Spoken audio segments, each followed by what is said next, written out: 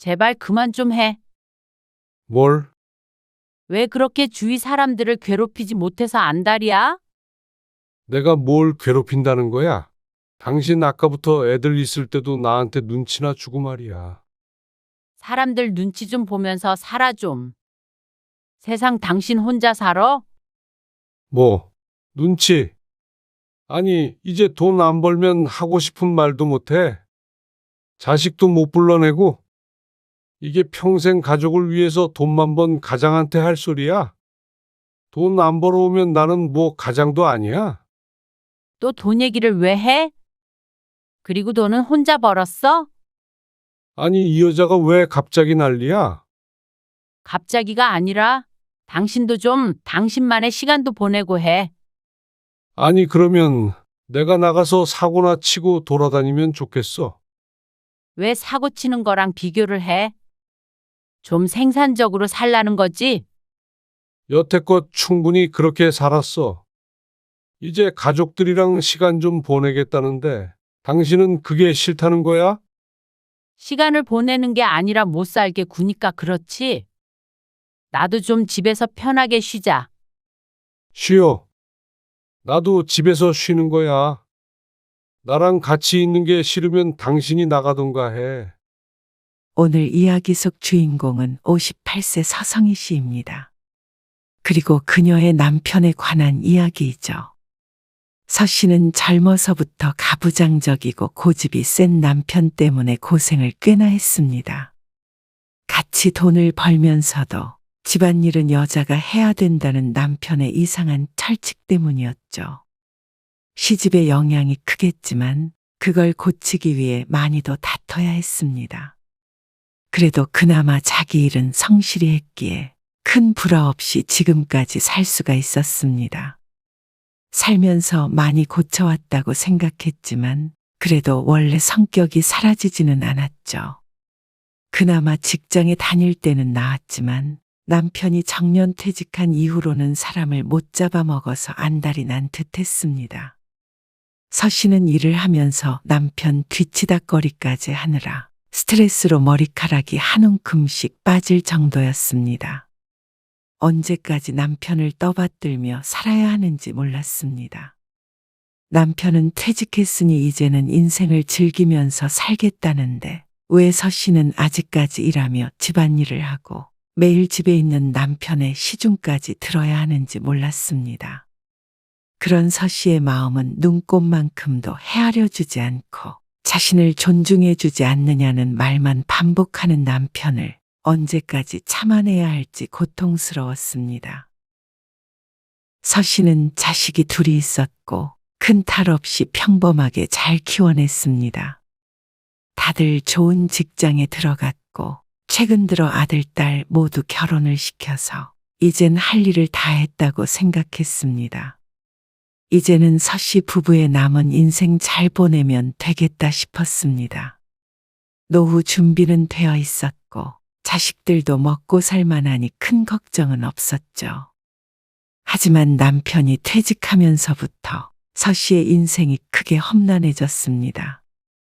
그건 서 씨의 인생 계획에 없던 아주 커다란 걸림돌이었습니다. 퇴근 언제 해? 30분 정도 있다가 들어갈 거야. 그러면 오늘 저녁엔 동태탕 해서 먹자고.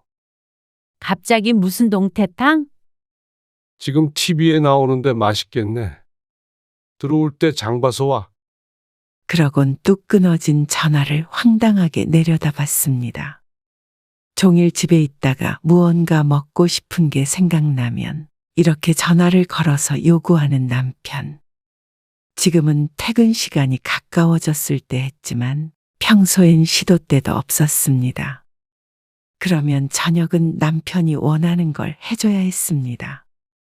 직장에 다닐 때는 밖에서 먹고 올 때도 있고 피곤하니 저녁은 간단히 먹을 때가 많았는데 요즘 보면 남편은 하루 종일 뭘 먹을지 그 궁리밖에 안 하는 것 같았죠. 서 씨는 약국 문을 닫고는 남편의 요청대로 마트에 들러서 통태탕 거리를 사서 집으로 돌아갔습니다. 왔어? 거실 소파에 누워서 TV를 보던 남편이 서 씨를 힐끔 쳐다보며 말했습니다. 배고파. 얼른 밥 차려줘. 서 씨의 얼굴을 보자마자 밥 타령을 해대는 통에 서 씨는 옷만 갈아입고 부엌에 섰습니다. 밥상이 다 차려지니 남편이 어슬렁어슬렁 부엌으로 들어와 앉았습니다. 손님 없으면 그냥 일찍 퇴근하지. 배고픈데 문을 그냥 닫을 수는 없잖아. 어차피 30분 더 연다고 몇 개나 더 팔어. 30분 저녁밥을 빨리 먹자고 약국 문을 빨리 닫아버리라는 남편의 말을 한 귀로 듣고 한 귀로 흘렸습니다. 하루 종일 집에서 뒹굴거리니 자꾸 허기가 지는 모양이었습니다. 맛있네. 점심에 부실하게 먹었더니 어지간히 배가 고파야지. 서 씨가 집에 온 뒤로 배고프다는 소리를 몇 번 들은지 몰랐습니다. 냉장고에 있는 거 꺼내서 먹으라니까. 다 해놓고 갔잖아. 그거 안 먹었어? 그냥 대충 국만 데펴서 먹었지. 그래 놓고선 뭐가 부실하대? 한참 투덜대더니 그새 밥그릇을 비웠는지 남편이 서 씨에게 빈 그릇을 내밀었습니다. 한 그릇 더 줘. 그릇을 보며 서 씨는 천천히 자리에서 일어났습니다. 자신이 더 가까이에 있으니 일어나기는 하지만 도무지 고쳐지지 않는 남편의 버릇이었습니다. 밥을 새로 퍼서 주고 다시 서 씨가 숟가락을 들어서 한 술을 제대로 뜨기도 전에 남편이 또다시 말했습니다. 물. 그 말에 속이 부글부글 끓는 것 같았습니다. 당신이 좀 떠다가 먹어. 아, 그거 일어난 김에 물도 떠와야지. 말 안 해도. 아무튼간 센스가 없어. 한마디를 해도 저렇게 얄밉게 하는지 몰랐습니다. 당신이 먹을 건 좀 스스로 하라고 했잖아. 아 좀 주면 어쨌다고 또 잔소리야. 남편은 빈정이 상한 듯 했습니다. 하지만 서 씨도 기분이 좋지 않았습니다. 종일 일하고 들어와서 씻을 시간도 없이 밥까지 해다 바쳤는데 물 한 잔을 자신의 손으로 떠먹지 않는 남편을 보니 속이 답답했습니다. 그 옛날 서 씨의 아버지도 이러지 않았습니다. 이런 문제 때문에 젊었을 적부터 다툼이 있었지만 아무리 노력해도 남편은 늘 이랬죠. 식사 후에 설거지는 남편이 마지못해 했습니다. 그나마도 시키지 않으면 당연하다는 듯 소파와 한 몸이 될 것이 뻔했습니다. 잠시 후 서 씨가 드디어 씻고 나와 소파에 앉았습니다. 남편이 틀어놓은 TV 프로그램을 의미 없이 바라보고 있었는데 왠지 어디선가 퀴퀴한 냄새가 나는 듯 했습니다. 서 씨가 킁킁대자 남편이 바라보며 말했습니다. 왜 자꾸 냄새를 맡아? 아니, 이상한 냄새 나는 것 같지 않아? 무슨 냄새? 몰라? 좀 안 좋은 냄새가 나는데. 나는 모르겠는데. 그런데 냄새를 따라가자 점점 서 씨와 남편의 거리가 좁혀졌습니다. 그러자 남편도 신경이 쓰였는지 팔을 들어서 자기 몸에서 냄새가 나는지 맡아보았습니다. 설마 했는데 착각이 아니었습니다. 그러자 남편도 찔리는 게 있는지 먼저 변명하듯 말했습니다. 오늘 안 씻어서 그런가? 오늘 안 씻었어? 어제 씻었잖아. 어제 씻으면 오늘 안 씻어? 서 씨가 경악하면서 묻자 남편은 오히려 뭐가 문제냐는 듯이 말했습니다. 집에만 있는데 2, 3일에 한 번씩 씻으면 되지. 뭐? 원래 하루라도 머리를 안 감으면 머리에 기름이 줄줄 흐르는 남편이 2, 3일에 한 번씩 씻는다니 놀랐습니다. 이제 보니까 몰골이 말이 아니었습니다. 아, 그래도 세수랑 양치질은 매일 해. 그걸 말이라고 해? 당연한 소리를 대단한 일이라도 한다는 듯 말하는 남편을 질린 듯 쳐다보았습니다. 그러면 옷도 안 갈아입는 거야? 집에만 있는데 뭘 갈아입어. 아무리 집에만 있어도 심한 것 아닌가 싶었습니다. 다른 건 몰라도 서 씨는 더러운 것만큼은 참기가 힘들었죠.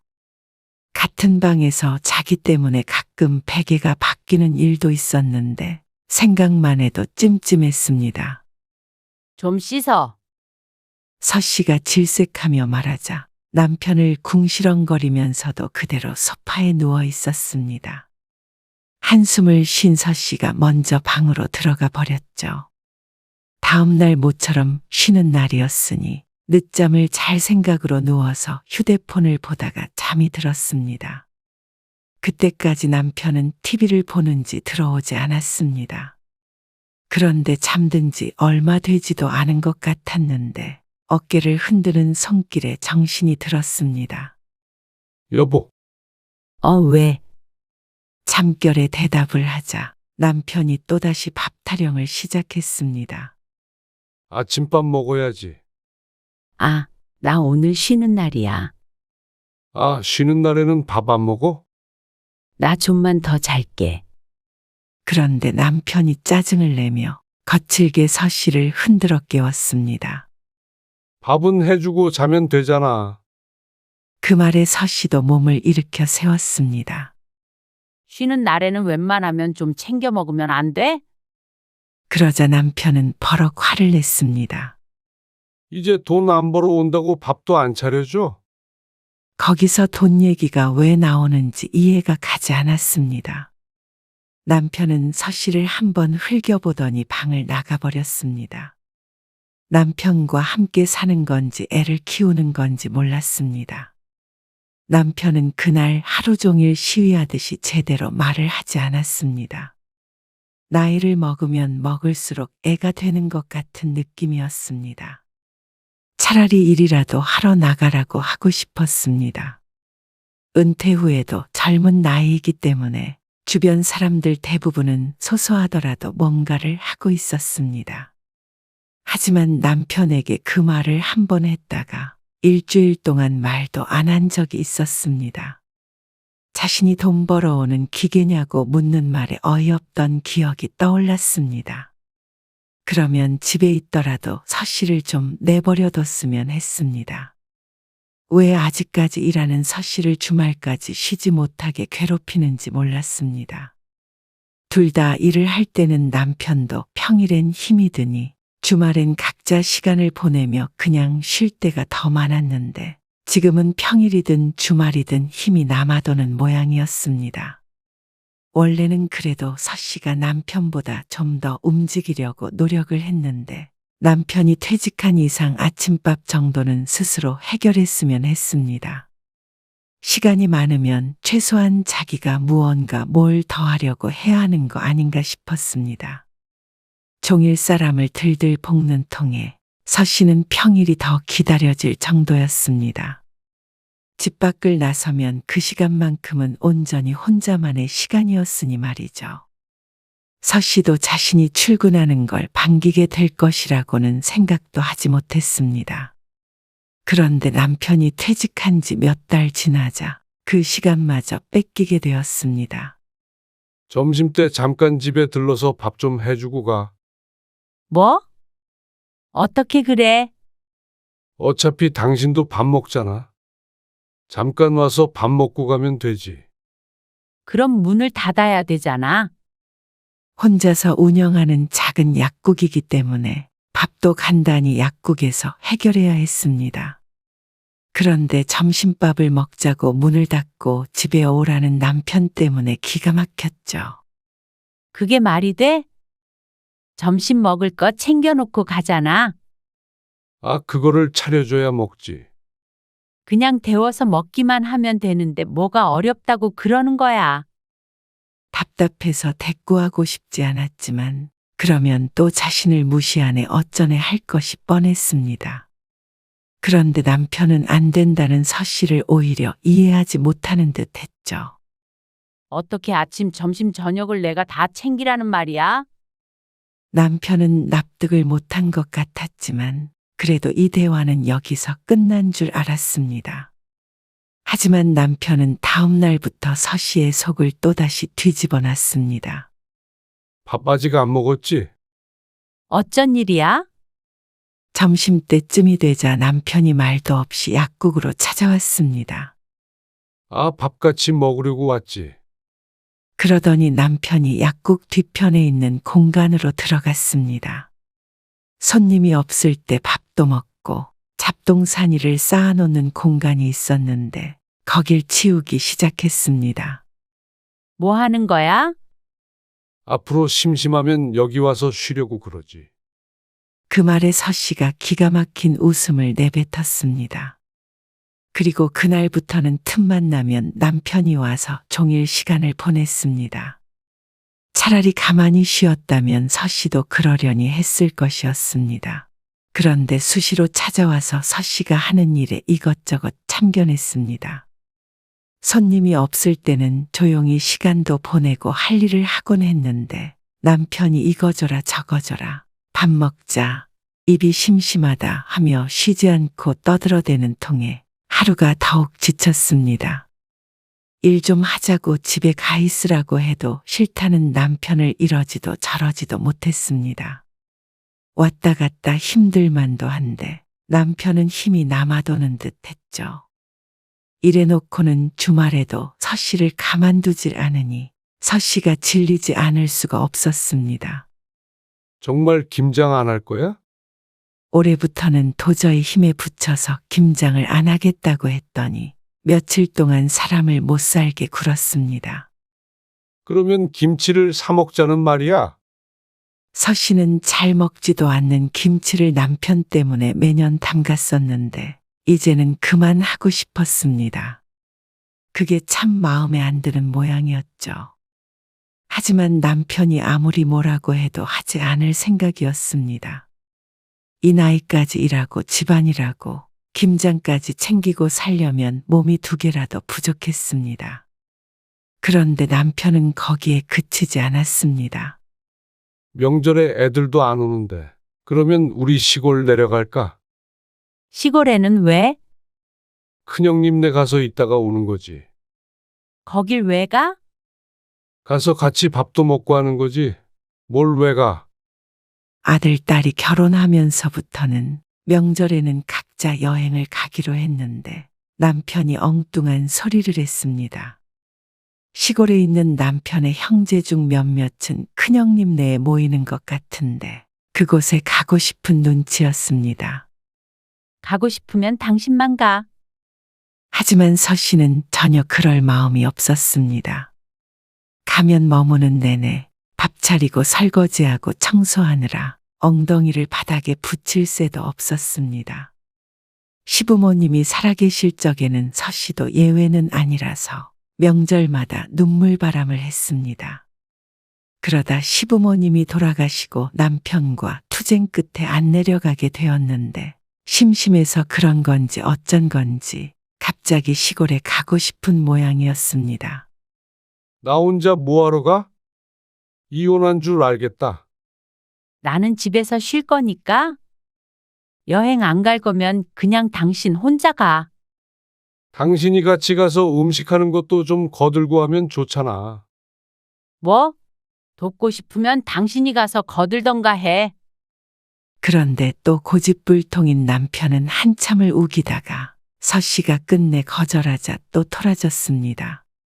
그리고 냉전 아닌 냉전이 시작되었습니다. 서씨는 어처구니가 없었습니다. 혼자 열을 내면 서씨가 알아서 사과를 해야 한다는 남편의 생각이 황당했습니다. 이러다 지치면 서씨가 마지못해 화를 풀어주곤 했는데 언제까지 이래야 되는지 몰랐습니다. 안 그래도 스트레스 받는 일이 많았는데 남편이 가장 큰 스트레스였습니다.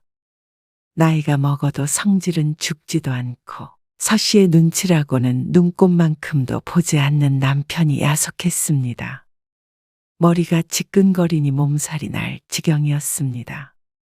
지금 이 나이에도 이런데 앞으로 좋게 20년을 더 이렇게 산다고 생각하면 숨이 턱 막히는 기분이었습니다. 며칠 뒤 평일 저녁밥을 차리고 있는데 초인종이 울렸습니다. 서씨가 나가보니 아들 부부가 와 있었습니다. 뭐야? 어쩐 일이야? 서 씨가 당황스럽게 아들 내외를 맞았습니다. 아, 아버지가 오라고 그러셔서요. 뭐? 내가 불렀어. 서 씨가 황당해하는데 남편이 현관으로 오며 말했습니다. 도대체 바쁜 자식들을 평일 저녁에 뭐하러 부른 것인지 몰랐습니다. 그리고 서 씨는 또 아들네가 저녁을 먹고 간다길래 급하게 상을 다시 차려야 했습니다.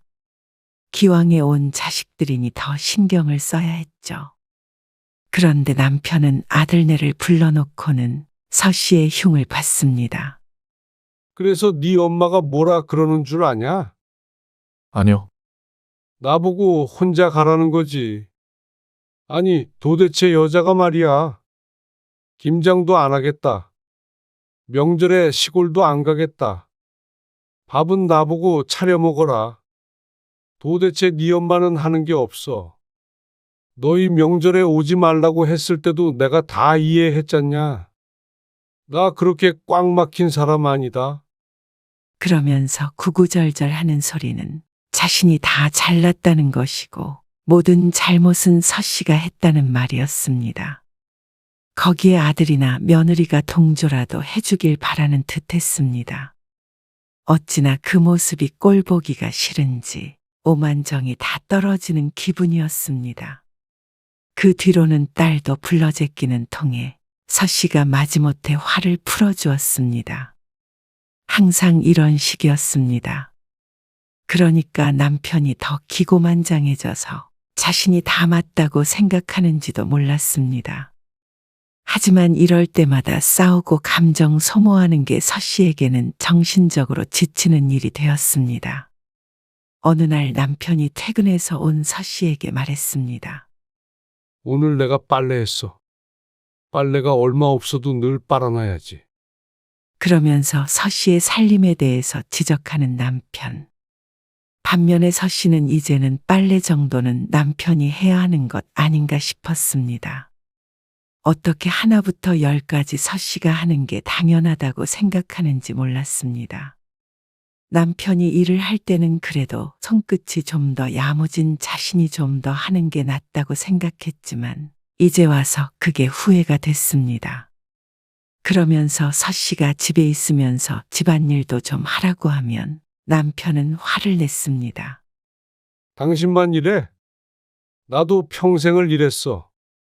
퇴직하고 모처럼 집에서 좀 쉬어보려는데 꼭 집안일 하라고 잔소리를 해야겠어. 그렇게 따지면 서 씨도 평생을 일했고 앞으로도 계속 일을 해야 했습니다. 그런데 자신이 더 잘났고 자신만 가정을 위해 헌신한 것처럼 말하는 남편이었습니다. 그러면 내가 이제 일 그만두고 살림할까? 그 말 한마디 했더니 남편은 난리가 났습니다. 평생 직업 가지는 게 쉬운 건 줄 알아? 무슨 일을 그만둬? 지금 당신이 몇 년 더 일한다고 뻐기는 거야? 도저히 대화가 통하지 않는 사람이었습니다. 자신은 정년 퇴직을 했으니 이제는 편히 쉬겠다면서 서 씨는 일부터 집안일까지 모든 걸 다 하길 바랐습니다. 어쩜 이렇게 이기적인 남자가 있나 싶었습니다. 남편에겐 서 씨가 노후인 듯 했습니다. 그러다 보니 서 씨는 사는 게 행복하지가 않게 되었습니다. 신경을 쓸 직장이 없으니 남편은 이제 모든 신경을 서 씨에게 쏟아붓는 듯 했습니다. 그래 놓고는 서 씨가 한마디 하면 화내고 자식들이나 괴롭히고 말이죠. 어떻게 이런 사람과 평생을 살아왔는지 스스로도 이해할 수가 없었습니다. 그러니까 서 씨는 주말만 되면 자꾸 바깥으로 나가게 되었습니다. 또 나가? 약속 있어? 서 씨도 주말엔 조용히 집에서 쉬는 걸 선호하는 성격이었는데 남편 때문에라도 일부러 약속을 잡을 정도였습니다. 아니, 뭔 약속이 그렇게 매주 있어? 혼자 집에 있는 사람은 생각 안 해? 차라리 남편이 집에서 둘이 알콩달콩 시간을 보내는 걸 바랐다면 서 씨도 그에 맞췄을 것입니다. 하지만 남편은 함께 시간을 보낼 아내가 필요한 게 아니라 뒤치다꺼리 해주고 수발을 들어줄 사람이 필요한 것 같았습니다. 그리고 어느 날 주말이었습니다. 몸도 좋지 않고 유독 지쳤던 한 주가 지나 서씨도 없는 약속을 만들어서 나가고 싶지 않았습니다. 그저 집에서 좀 쉬고 싶었죠. 그런데 안방에 누워있는 서씨에게 남편이 말을 걸었습니다. 이따가 애들 오기로 했으니까 저녁밥 차릴 준비해. 그 말에 서씨가 벌떡 몸을 일으켰습니다. 애들은 왜? 그냥 밥이나 한 끼 먹으려고 불렀지. 전화도 통 없길래 한마디도 좀 해줘야지. 아니, 왜 자꾸 부르는 건데? 지난주에도 오라고 그랬잖아. 부모가 자식 얼굴 좀 보자고 부르는데 왜? 당신도 심심하면 차라리 나가서 친구를 만나던가 해. 뭐? 애들도 주말에 좀 쉬어야지. 내내 일하다가 주말에 힘들게 부모 집에 오고 싶겠어? 밥 한 끼 먹는 게 뭐가 힘들어? 정년이 한 70세는 되어야 할 것 같았습니다. 아무래도 서씨 생각엔 남편이 할 일이 없으니 주위 사람들을 못 살게 구는 것 같았죠. 그리고 아들, 딸이 왔을 때 남편이 기가 막힌 소리를 했습니다. 니네 엄마가 김장도 안 한다니까 너희 집에서 해. 며느리를 콕 집어서 말하는 남편. 다들 표정이 이상해졌습니다. 남편의 성격을 아니 얼른 싫다는 말은 못하고 서로 눈치만 보고 있었습니다. 너네도 이제 집에서 김장도 하고 그래야 될 거 아니야. 엄마한테 전수 좀 해달라고 그래. 며느리돌이 해야지. 아니, 그냥 사 먹자니까 그러네. 사 먹으면 그게 무슨 맛이야? 그냥 좀 둬. 젊은 애들이 무슨 김장을 해서 먹겠어? 하지만 씨알도 먹히지 않는 말이었습니다. 서씨가 무슨 말을 해도 아랑곳 않고 며느리에게 대답을 들을 때까지 물었습니다. 며느리는 시아버지가 강요하니 어쩔 수 없이 그러겠다고 했지만 표정이 좋지는 않았습니다. 왜 안 하던 짓을 하는지 몰랐습니다. 남편에게 쏘아붙이고 싶은 걸 자식들 앞이라 참았습니다. 그리고 자식들이 돌아갔을 때 서씨는 남편에게 화를 냈죠. 제발 그만 좀 해. 뭘? 왜 그렇게 주위 사람들을 괴롭히지 못해서 안달이야? 내가 뭘 괴롭힌다는 거야? 당신 아까도 말이야. 애들 있는데 괜히 눈치나 주고 말이야. 사람들 눈치 좀 보면서 살아 좀. 세상 당신 혼자 살아? 뭐? 눈치? 아니, 이제 돈 안 벌면 하고 싶은 말도 못해. 자식도 못 불러내고. 이게 평생 가족을 위해서 돈만 번 가장한테 할 소리야? 돈 안 벌어오면 나는 뭐 가장도 아니야? 또 돈 얘기를 왜 해? 그리고 돈은 혼자 벌었어? 아니, 왜 갑자기 난리야? 갑자기가 아니라 당신 좀 당신만의 시간도 보내고 해. 아니, 그러면 내가 나가서 사고나 치고 돌아다니면 좋겠어. 왜 사고 치는 거랑 비교를 해? 좀 생산적으로 살라는 거지? 여태껏 충분히 그렇게 살았어. 이제 가족들이랑 시간 좀 보내겠다는데 당신은 그게 싫다는 거야? 시간을 보내는 게 아니라 못 살게 구니까 그렇지.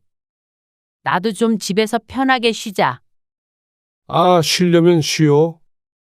나도 집에서 쉬는 거야. 나랑 같이 있는 게 싫으면 당신이 나가던가 해. 솔직히 요즘 들어 서씨는 사람들이 황혼이혼을 왜 하는지 이해가 갔습니다. 남편이 퇴직한 이후로는 서씨만의 시간도 공간도 없었습니다. 일하러 나와도 남편이 쫓아왔고 집에 가면 따라다니면서 밥 차려라 뭐해라 하며 부려먹었습니다. 그게 주말도 구분 없이 매일 반복이 되니까 점점 일상이 벅찼습니다. 다들 이렇게 사나 싶었습니다. 피난처가 필요할 정도였죠. 그날부터 또다시 냉전이 시작이 되었습니다. 아니, 남편의 무건투쟁이었죠. 하지만 이제 서 씨는 오히려 좋았습니다. 남편이 밥을 먹든 말든 신경도 쓰지 않았습니다. 남편도 자존심이 있는지 스스로 며칠 먹더니 화를 냈습니다. 아니, 평생 일한 남편이 퇴직해서 집에 있는 걸 그렇게 눈꼴 시려워해? 그러면 난 일도 그만두지 말라며? 난 죽을 때까지 일하고 집에선 남편 수발까지 들으라는 말이야? 평생 일한 나는 왜 대접을 안 해주는데 그럼? 일 좀 더 하는 게 대수야. 그렇게 내 밥 차려주기 싫으면 말어. 나랑 있기 싫으면 당신이 나가라니까. 그래서 나가라는 남편의 말에 옳다구나 했습니다. 당신이 나가라고 했다. 참나. 그래라. 남편은 설마 정말로 서 씨가 나갈 줄은 몰랐는지 어디 한번 가보라며 콧웃음을 지었습니다. 그래서 서 씨는 그날로 짐을 싸서 나와버렸습니다. 그리고 약국으로 향했죠. 남편이 창고 갔던 공간을 쉬기 편하도록 잘 정돈해 놓아 다행이었습니다. 밥도 이곳에서 해결하기 때문에 싱크대도 있고 어지간한 건 갖춰져 있었습니다. 좁은 공간이었지만 차라리 숨통이 트였습니다. 밥 차리라고 화내는 사람이 없으니 조용하고 좋았죠. 남편도 이틀간은 서 씨에게 전화하지 않았습니다. 서 씨가 나갔어도 약국 문은 열었기에 아마 그걸 확인했는지도 몰랐습니다. 그런데 사흘이 넘어가자 불편한 게 한두 가지가 아니었을 듯 했습니다. 며칠 뒤에 남편이 찾아왔습니다. 당신 계속 이렇게 하면 아주 이혼하는 걸로 생각할 거야. 이혼을 들먹이며 윽박 지르는 것이 그러면 서 씨가 굽힐 줄 아는 모양이었습니다. 그래. 당신이 원하면 도장 찍어줄게. 뭐야? 그러자 남편은 길길이 날뛰었습니다. 이혼이 무슨 개 이름인 줄 알아? 당신이 먼저 이혼하자며. 누가 이혼하자고 그랬어? 이만하고 집에 들어오라는 거지. 싫어. 당신 때문에 집에 안 들어갈 거야. 진짜 왜 이래? 그건 당신이 더 잘 알겠지? 그러자 허공을 보고 한숨만 푹푹 쉬더니 돌아갔습니다. 서 씨는 그런 남편을 붙잡지 않았습니다. 상가 건물에서 생활하는 건 당연히 불편했습니다. 하지만 몸은 불편했지만 마음만은 아주 편했죠. 계속 이렇게 지낼 수는 없겠지만 남편이 변하지 않는 이상은 차라리 집을 따로 얻어볼 생각이었습니다. 그래서 부동산에 가봐야지 생각하고 있는데 열흘 뒤쯤 또다시 남편이 찾아왔죠. 내가 미안해. 어떻게 하면 되는데? 뭐를? 이러는 이유가 있을 거 아니야. 남편은 서 씨에게 사과를 하며 설득하려 했습니다. 나도 이 일 그만둘 생각 없어. 그러니까 이제 당신은 전업주부라고 생각하고 집안 살림해. 밥도 당신이 차리고 빨래도 청소도 다 당신이 해. 뭐? 내가? 그러면 내가 해? 남편은 하늘을 쳐다봤다 땅을 쳐다봤다 하더니 이내 고개를 끄덕였습니다. 알았어. 남편도 큰 맘을 먹은 듯 했습니다. 큰 소리 쳤던 것과는 다르게 이제 와서 부인 없이 노후를 살기엔 자신이 없는 모양이었습니다.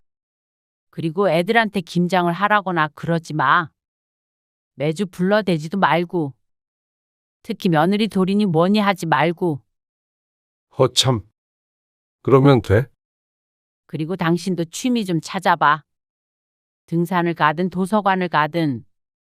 아, 알았다니까. 얼른 짐 싸. 혹시라도 하나라도 어기면 나는 바로 부동산에 갈 거야. 부동산? 집 따로 구해서 제대로 나간다는 소리야. 당신이 말했던 대로 황혼이혼 하는 줄 알아. 남편은 떨떠름한 표정을 지으면서도 고개를 끄덕였습니다. 이렇게 두 번이나 찾아온 이상 모든 걸 숙이고 들어온 듯 했죠. 그렇게 서 씨는 집으로 다시 돌아갔습니다. 쌀짐도 사실 얼마 되지 않았습니다. 가면서도 마음은 굳게 다졌습니다. 앞으로 20년은 더 데리고 살아야 할 남편이니 더 이상 남편의 만행을 참아 넘기지 않기로 했죠. 그리고 정말로 남편이 또다시 그런다면 이혼이 아니더라도 별거라도 할 작정이었습니다. 어차피 아들, 딸 결혼 다 시킨 마당에 꺼릴 것도 없었습니다. 그리고 남편은 현재까지도 약속을 잘 지키고 있습니다. 조금만 성질이 나오는 것 같은 때 짐을 쌌던 가방을 꺼내들면 성질 머리를 꾹꾹 눌러 담는 게 보였죠. 또 남편은 주말마다 바둑을 두러 다녔습니다. 두어 시간 있다가 들어왔지만 그것만 하더라도 숨통이 트였습니다. 그리고 시간이 지나니 남편도 더 이상은 시간을 죽이고 있기 힘들었는지 이것저것 할 일을 스스로 찾기 시작했습니다. 그러니 오히려 남편과 서 씨와의 사이는 전보다 나아졌습니다. 서 씨가 쉬는 날에는 함께 놀러도 가고 했습니다. 난생 처음 가출도 해보았지만 결과적으로는 해피엔딩이었죠.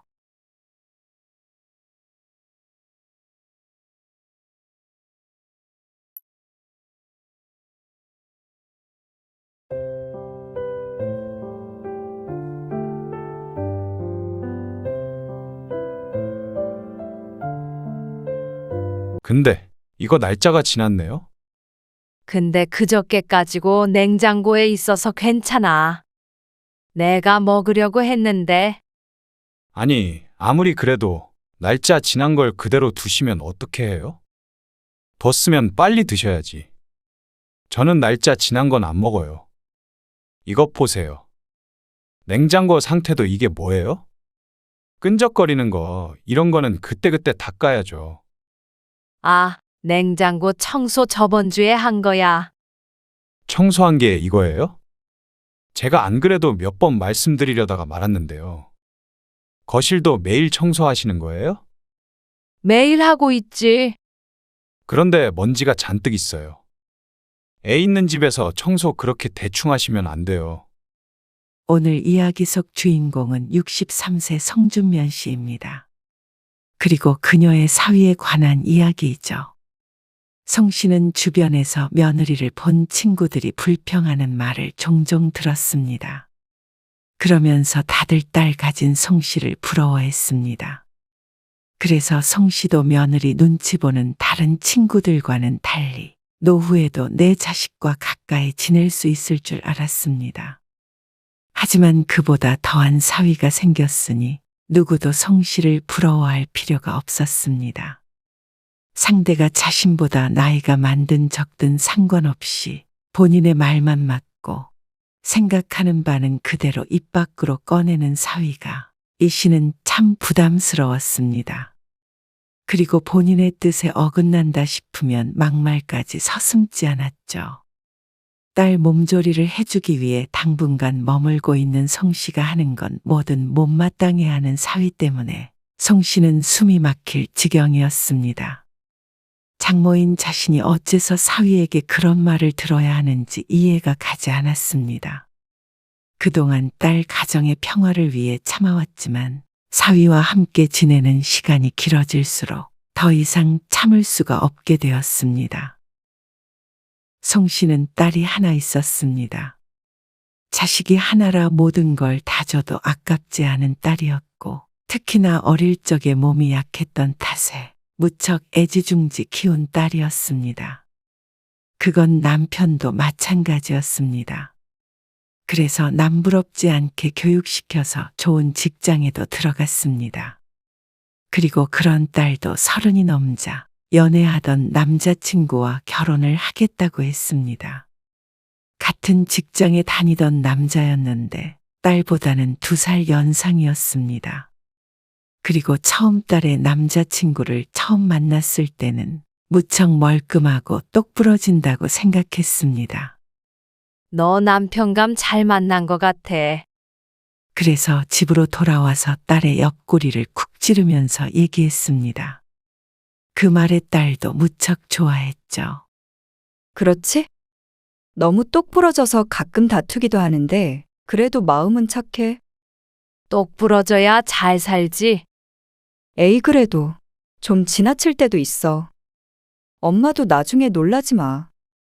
얼마나 지나치길래 딱 한 번 보여준 성 씨에게까지 경고 아닌 경고를 하는지 궁금했습니다. 하지만 예비 사위도 배울 만큼 배웠고 처음 만남에서는 특별히 이상한 점은 느끼지 못했습니다. 한 가지 독특하다면 독특했던 것이 어른을 별로 어려워하지 않는 것 같기는 했습니다. 하지만 그것도 성격이 살갑고 격이 없어서 그런 거라고 생각했습니다. 무뚝뚝하고 말이 없는 것보다는 그게 낫지 않나 싶어서 송 씨는 딸의 말을 크게 신경 쓰지 않았죠. 그건 남편도 마찬가지여서 예비 사위를 마음에 들어 했습니다. 처음에는 누가 내 딸을 데려가나 깐깐하게 볼 것이라더니 금세 사위로 인정을 했죠. 혹시 이거 좀 해줄 수 있을까? 휴대폰에 있는 연락처를 옮겨야 되는데 연아가 할 줄 모른대잖아. 결혼을 앞둔 어느 날 예비 사위에게 송 씨가 휴대폰을 건네며 물었습니다. 아무래도 젊은 사람이니 잘하지 않을까 했죠. 그런데 사위는 단번에 고개를 저었습니다. 못하더라도 한번 해보세요.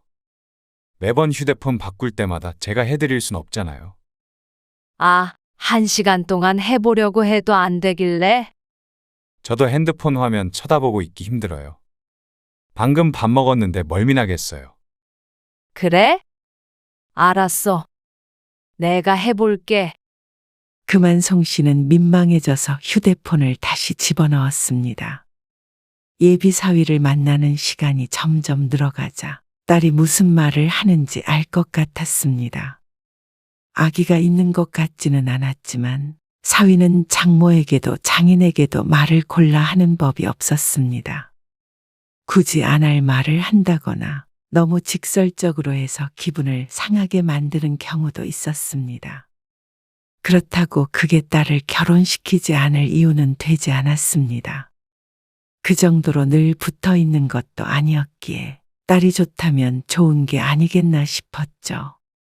그리고 상견례 날, 결혼 준비 과정은 많이 진행이 된 상태였습니다. 사돈의 사정으로 상견례가 많이 늦어지긴 했지만 결정해야 할 것들은 이미 자식들을 통해서 결정한 상태이기 때문에 큰 문제는 없었습니다. 결혼 비용도 전부 반씩 내기로 했으니 네가 잘났네 내가 잘났네 할 일도 없었죠. 부족한 저희 아들 잘 부탁드립니다. 아닙니다. 저희야말로 저희 딸 잘 부탁드립니다. 대화가 끝나갈 때쯤 서로 인사말이 오갔습니다. 큰 의미 없이 잘 부탁드린다는 말이었는데 사위는 그게 마음에 들지 않는 눈치였습니다. 뭐가 부족하다고 그러는 거예요? 어? 사위의 말에 사돈도 당황한 눈치였고 송 씨도 놀란 상태였습니다. 사위의 말이 꽤나 공격적이었기 때문이었죠. 아무튼 이런 인사치레는 바뀌어야 돼요. 자기 자식 깎아내리는 말을 도대체 왜 하는 거예요? 깎아내리다니. 그냥 하는 말이지. 그러니까 그냥 하는 말을 왜 하는지 이해가 안 가서 그래요. 인준 씨, 딸도 말렸고 송 씨도 얼른 말을 돌렸습니다. 아무튼간 잘 부탁한다는 말이었어. 우리 오서방도 앞으로 잘 지내보자고.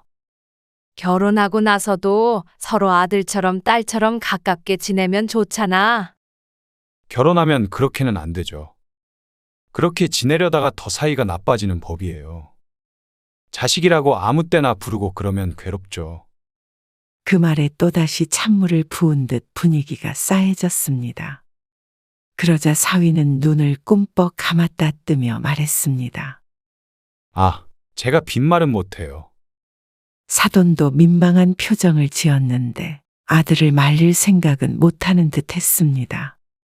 사돈네 반응을 보니 사위가 이러는 게 한두 번이 아닌 것 같았습니다. 송 씨 또한 결혼했다고 해서 사위를 수시로 불러낼 생각은 없었습니다. 그런데 그렇게 단칼에 자르는 소리를 들으니 기분이 좋지는 않았죠. 딸도 안절부절하는 와중에 태어난 건 사위뿐인 듯 했습니다. 어쩌면 그때 알아봤어야 했던 건데, 어쩌면 나이 60이 되도록 사람 보는 눈이 없었던 송씨 탓이었습니다. 그날 상견례는 그렇게 얼버무리며 끝이 났고, 딸은 얼마 뒤에 결혼을 했습니다. 그리고 얼마 안 돼서 딸은 임신을 했고, 첫 명절에 딸과 사위가 찾아왔습니다. 첫 명절이니만큼 송씨도 남편도 전날부터 고생해서 밥상을 차렸습니다. 점심때가 조금 지나자 온 딸과 사위는 송씨가 차린 밥을 맛있게 먹었습니다. 거실에 큰 상을 펴두고 먹었는데 식사 후에 치우기 위해서 상을 부엌으로 옮겨야 했습니다. 본래라면 딸과 남편이 함께 옮겼습니다. 송씨 허리가 좋지 않아서 그랬는데 그렇다고 임신한 딸을 시킬 수는 없었습니다. 오서방, 이것 좀 같이 옮기자. 그래서 남편이 사위에게 말했습니다. 상 한쪽은 이미 남편이 잡고 있는 상태였습니다. 반대편을 사위가 잡기를 기다렸는데 사위는 소파 위에 태연하게 앉아 있었습니다.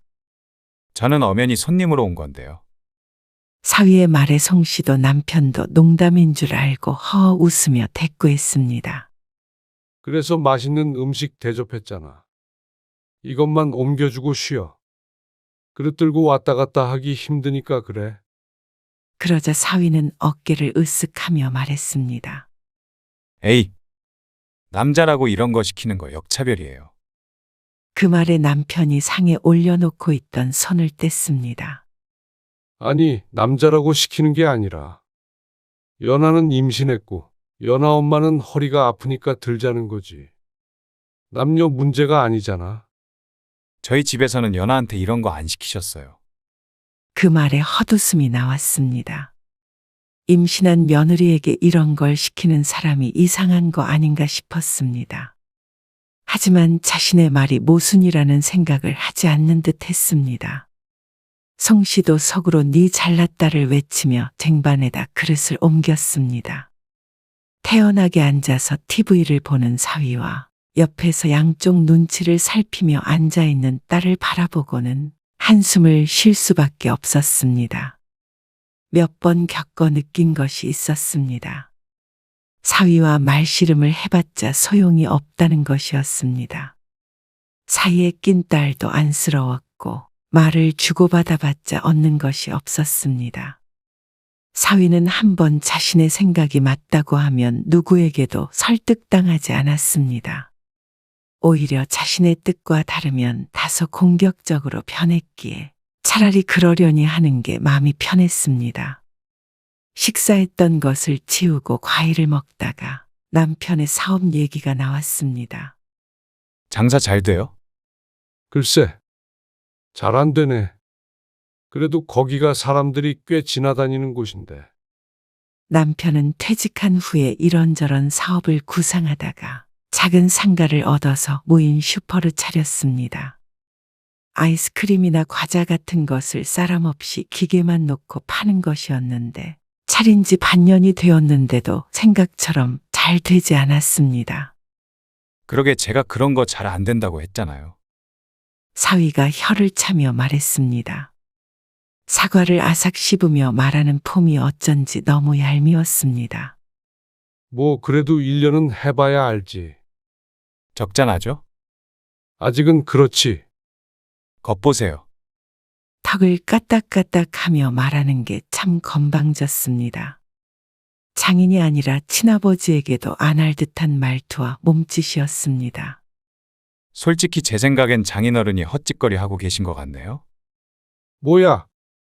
헛짓거리라는 말에 남편이 황당하게 대꾸했고 송씨와 딸도 눈이 커다래졌습니다. 어쩜 저런 언행을 하는지 어이가 없었습니다. 아무리 격이 없다고 해도 이건 또 다른 문제였습니다. 헛짓거리? 인준 씨, 무슨 말이야? 딸도 어색하게 대꾸했지만 사위는 자신의 말에 뭐가 문제가 있는지 몰랐습니다. 어쩜 대학도 나오고 배울 만큼 배운 성인이 이렇게 예의라고는 없나 싶었습니다. 해도 될 말과 해선 안 되는 말조차 구분을 못하면서 그걸 솔직함이라는 말로 포장하는 것에 어처구니가 없었죠. 그러니까 소용없는 일 그만하시라는 거죠. 사업을 아무나 하나요? 그러다가 퇴직금 날려먹는 사람 여러 봤어요. 그러는 사위도 월급쟁이였고 사업에 대해서는 알 리가 없었습니다. 그런데도 한참을 잔소리를 늘어놓았습니다. 듣다 못한 남편이 한마디 핀잔을 줬더니 사위의 얼굴이 무섭게 굳었습니다. 그러더니 입을 딱 다물어 버렸습니다. 그러자 명절의 분위기가 이상해졌죠. 남편도 물은 성격이 아니었는데 사위라 그런지 아니면 나중에 딸에게 안 좋을까봐 걱정되어서 그런지 사위에게 호통도 치지 못했습니다. 그런데 그 뒤로는 남편도 확실히 사위를 불편해하는 게 느껴졌습니다. 그리고 그건 송씨도 마찬가지였습니다. 말 한마디를 해도 잔소리처럼 해대는 사위 때문에 대화를 나누는 게 즐겁지 않았습니다. 그리고 송씨 부부도 사위에게 뭐라고 하려면 생각을 여러 번 해야 했죠. 한마디로 시한폭탄 같았습니다. 그러니 차라리 좀 덜 보는 게 편하다고 생각할 정도였습니다. 다음 명절에도 그랬습니다. 자고 가겠다는 딸을 밥 한 끼 먹이고 돌려보냈습니다. 그러니까 또 딸이 서운해하니 참 어려운 일이었습니다. 딸 가진 부모는 좋다더니 다 말도 안 되는 소리처럼 느껴졌습니다. 어떻게 보면 며느리보다도 어려운 게 사위였습니다. 사위도 스스로를 처가해서 대접받아야 하는 존재라고 생각하는 것 같았으니 말이죠. 그러다 딸이 출산을 앞두었을 때였습니다. 어느 날 딸이 혼자 찾아왔습니다. 웬일이야? 몸 무거운데?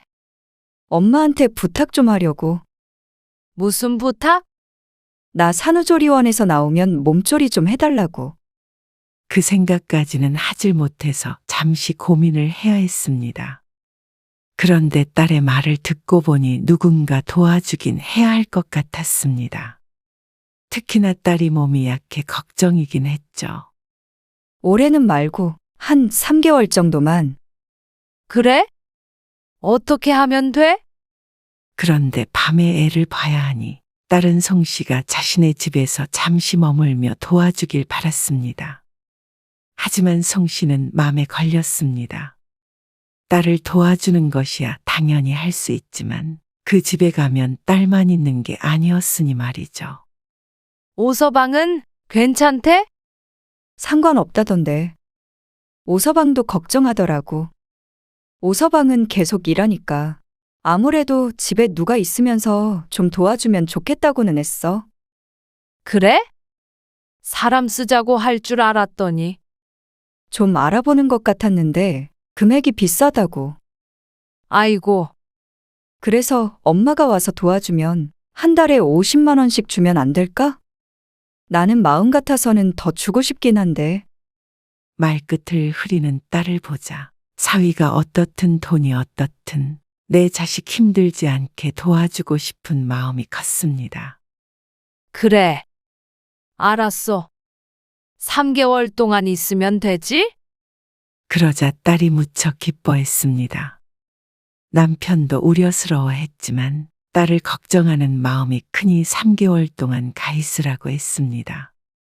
그런데 예상처럼 쉽지 않은 일이었습니다.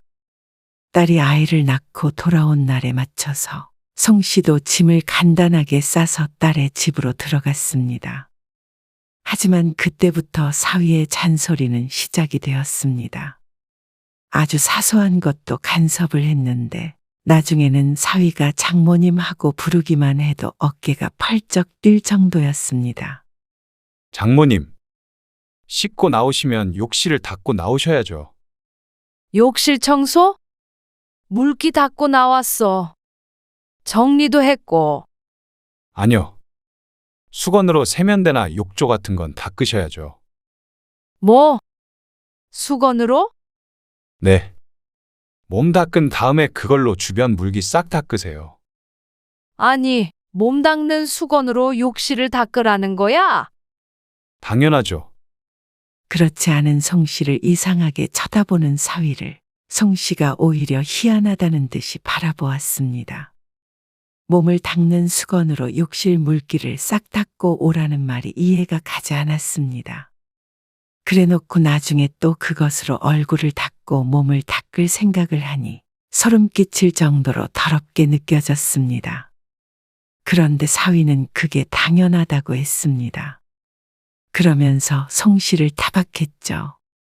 아니, 연하가 누굴 닮았나 했더니 장모님 닮았었나 보네요. 제가 버릇 고치느라 고생 많았어요. 그 말은 이제는 송 씨의 딸도 그렇게 한다는 말이었습니다. 그러면 너무 찝찝하잖아. 더럽고. 욕실에 물기가 있으면 거기에 곰팡이가 생기고 그게 더러운 거죠. 그거는 다른 걸로 닦아야지. 어떻게 몸 닦는 수건으로 닦아? 제가 매일 닦아서 깨끗해요. 변기도요. 뭐? 변기도?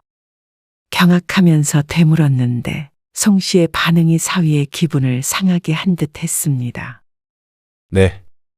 매일 닦아서 장모님보다 오히려 욕실이 더 깨끗해요. 뭐라고? 아무리 그래도 무슨 말을 이렇게 하는지 몰랐습니다. 말이라는 게 다르고 다른 것인데 말이죠.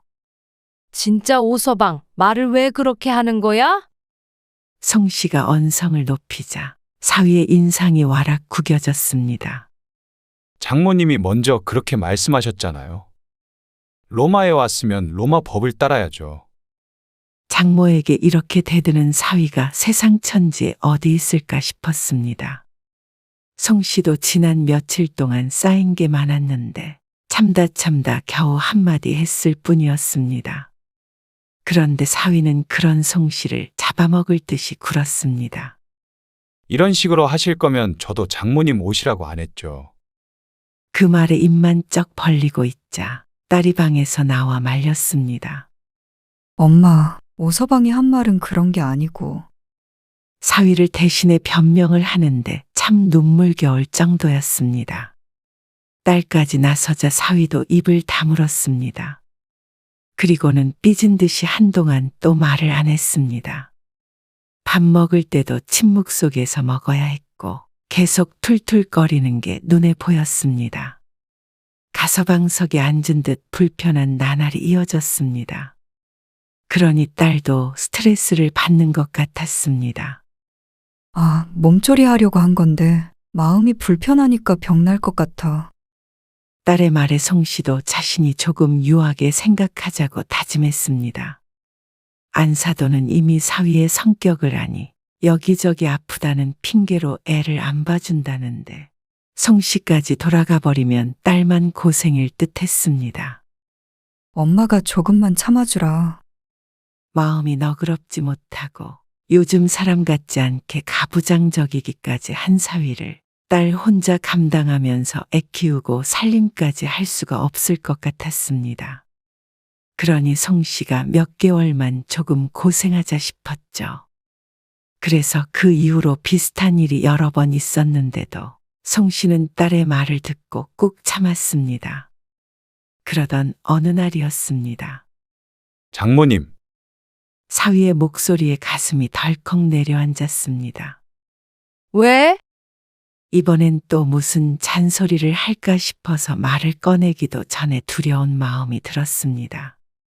이거 뭐예요? 사위가 빵을 먹다 말고 물었습니다. 그거 지난번에 사온 빵이야. 근데 이거 날짜가 지났네요? 사위가 먹던 빵은 유통기한이 그저께까지였습니다. 조금 남은 빵을 버리기엔 아까워서 나중에 송 씨가 먹기 위해서 냉장고에 넣어둔 상태였습니다. 그걸 꺼내서 한 입 먹은 모양이었습니다. 근데 그저께까지고 계속 냉장고에 있어서 괜찮아. 내가 먹으려고 했는데. 아니, 아무리 그래도 날짜 지난 걸 그대로 두시면 어떻게 해요? 뒀으면 빨리 드셔야지. 저는 날짜 지난 건 안 먹어요. 갑자기 화를 내는 사위 때문에 무척 당황했습니다. 그런데 사위는 거기에 그치지 않았습니다. 냉장고 문을 벌컥 열어보았습니다. 그리고 이것 보세요. 냉장고 상태도 이게 뭐예요? 끈적거리는 거, 이런 거는 그때그때 닦아야죠. 아, 냉장고 청소한 거야. 송 씨는 자신도 모르게 변명하듯 말했습니다. 그런데도 아랑곳하지 않고 사위가 행주를 가지고 오더니 냉장고를 문질렀습니다. 보세요. 청소한 게 이거예요? 갈색 음식물이 묻은 행주를 내밀면서 묻는데 송 씨는 할 말을 잃었습니다. 제가 안 그래도 몇 번 말씀드리려다가 말았는데요. 거실도 청소하시는 거예요?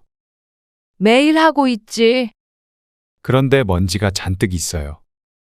애 있는 집에서 청소 그렇게 대충 하시면 안 돼요. 모처럼 주말이라 하루 종일 집에 있으니 심심했는지 어쨌는지 청소 감독이라도 하고 싶은 모양이었습니다. 송 씨는 여느 때처럼 그냥 고개를 끄덕였습니다. 그런데 사위는 아주 나를 잡은 듯 했습니다. 그래도 오셨으면 일을 제대로 해주셔야죠. 이러면 돈 들이는 보람이 없잖아요. 뭐? 송 씨는 잘못 들었다는 듯이 되물었습니다. 얼마 받지도 않고 온갖 집안일에 애까지 봐주고 있는데 꼭 자신을 고용한 사장님처럼 말했습니다. 아니, 설령 실제로 남의 집에 일을 하러 왔더라도 쉽게 들을 수 있는 말은 아니었죠. 정말 해도 너무한 거 아니야? 송 씨도 그런 소리를 들어가며 일을 해줄 이유는 전혀 없었습니다. 지금 자네가 날 고용하기라도 한 건 줄 알아? 그러자 사위는 태연하게 대답했습니다. 따지자면 그렇죠. 돈 들이고 있잖아요. 50만 원 가지고 24시간 붙어서 일할 사람이 있는 줄 알아? 그러면 24시간 숙식 제공하는 제 입장도 생각하셔야죠. 기가 막혔습니다. 이상한 논리로 우겨대는 사위를 말씨름으로 이기기도 쉽지가 않았습니다. 어떤 말을 해도 자신의 말이 맞다고 생각하니 말이죠. 사위는 돈 주는 보람이 없다고 했지만 송 씨의 생각은 전혀 달랐습니다. 내 딴에는 몸 약한 딸 힘들까봐 도와주는 건데 보람이 참 없다고 생각했습니다. 딸을 슬쩍 보자 이제는 딸도 지쳤는지 또 시작인가 싶은 표정으로 고개만 절레절레 젓고 있었습니다. 스트레스 받는 건 알지만 어떻게 송 씨가 사위에게 이런 말을 듣고 있는데도 가만히 있는지 몰랐습니다. 이렇게 보면 사위가 송 씨를 이렇게 대하는 것에는 딸의 탓이 컸습니다. 딸도 이기지 못하는 사위라지만 그래도 장모를 대하는 게 이럴 수는 없었습니다. 경우가 없어도 이 정도로 없는 거면 가정교육부터 잘못된 것 같았습니다. 그러니 이 자리에 없는 사돈마저도 원망스러울 따름이었습니다. 차라리 청소도 제가 하는 게 더 낫겠네요. 거기에 쐐기를 박아버리는 사위. 그래. 그러면 차라리 오서방 자네가 해. 송 씨는 끼고 있던 고무장갑을 거칠게 벗어던졌습니다. 직장도 다니지 말고 청소하고 애 보고 밥하고 다 해. 어디 한번 다 해봐. 그리고는 가져왔던 가방에 다시 옷가지를 쑤셔넣기 시작했습니다. 엄마 왜 그래? 그제서야 뒤늦게 딸도 송 씨를 말렸습니다. 하지만 말려야 할 사람은 송 씨가 아니라 사위였습니다. 그것도 모르고 딸은 또다시 송 씨에게만 참으라고 할 모양이었죠. 너도 그러는 거 아니야? 네가 그럴수록 오서방이 더 막말하는 거 몰라? 막말이라니요, 장모님. 저는 입 바른 소리 못해요. 솔직한 거죠. 참, 솔직한 거랑 무례한 거랑 같아.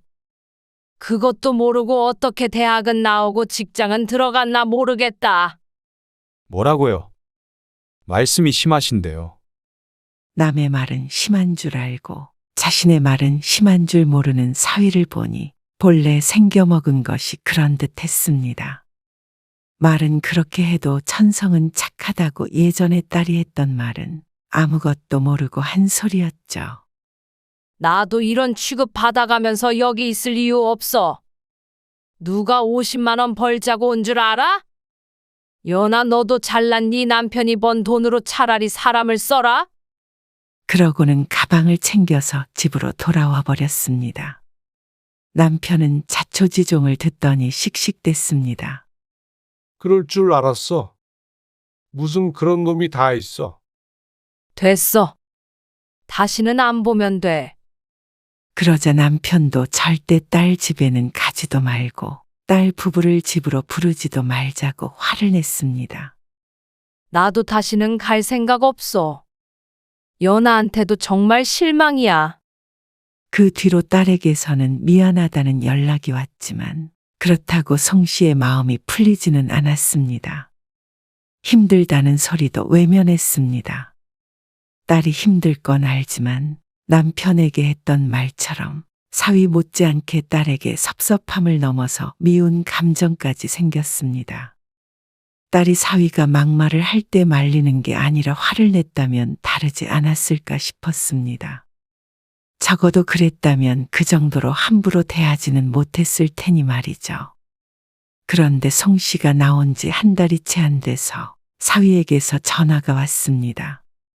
웬일인가 싶어서 전화를 받았더니 사위는 당연한 듯 요구했습니다. 다시 돌아오세요. 그렇게 말하면 당연히 돌아갈 줄 아는 듯한 말투가 참 웃겼습니다. 장모님도 그렇게 가시는 건 아니죠. 앞으로 안 볼 사이도 아니고. 그러면 연아만 고생하는 걸 왜 모르세요? 아직도 정신을 못 차린 사위를 보니 그때 나오길 정말 잘했다는 생각이 들었습니다. 가끔 딸 생각이 났었는데 이제는 그마저도 필요 없겠다 싶었습니다. 연아가 힘들어서 이렇게는 못 살겠다고 난리예요. 자네가 직접 하는 게 낫겠다고 하길래 필요 없는 내가 나온 건데 뭐가 문제야? 알아서 해. 이러다가 저희가 싸우고 이혼이라도 하길 바라시는 거예요. 뭐? 꼭 나 때문에 싸우는 것처럼 얘기하네. 만약에 너희가 이혼을 한다면 나 때문이 아니라 오서방 자네 때문이지. 그 성격 못 고치면 누가 같이 살아? 위아래도 없이 아무 말이나 내뱉고 고집불통에 자기밖에 모르는데 나는 다시는 그 성격 감당 못해. 안 보고 사니까 차라리 좋다. 그러고서는 전화를 끊었습니다. 그러니 10년 묵은 체증이 내려가는 기분이 들었습니다. 왜 진작에 이렇게 쏘아붙이지 못했나 후회가 됐습니다. 마지막 끊기 전에 사위의 당황한 듯한 음성이 귓가에 맴돌았습니다. 그리고 혹시나 딸이 이혼한다고 하지 않을까 싶어서 생각이 많아지기도 했습니다. 송 씨에게 했던 것처럼 사위가 딸에게 똑같이 했다면 못 버텨내지 않을까 싶었습니다. 하지만 딸은 이혼할 생각까지는 없는 듯 보였습니다. 아이가 어리니 쉽게 그러지는 못할 것이라고는 생각했습니다. 그렇다고 딸에게 갈라서라고 강요하고 싶은 마음도 없었습니다. 딸도 사위의 성격이 견딜만 하니 같이 사는 것이라고 여겼죠. 둘이 좋아서 같이 살겠다는데 이래라 저래라 할 마음도 없었고 그저 송 씨가 딸과 사위를 보고 싶지 않을 뿐이었습니다. 무례하고 불편한 사위는 송 씨 부부도 사양이었습니다. 그런데 얼마 안 있어 딸에게서 전화가 왔습니다. 엄마, 나 복직해도 애 안 봐줄 거야? 1년 동안 쉰다며? 하지만 집에서 애만 보니 오히려 나가서 일하는 게 더 낫겠다는 딸이었습니다. 그동안 이래저래 많이 시달린 듯 지친 목소리였습니다. 내가 왜 너희 집에 가니?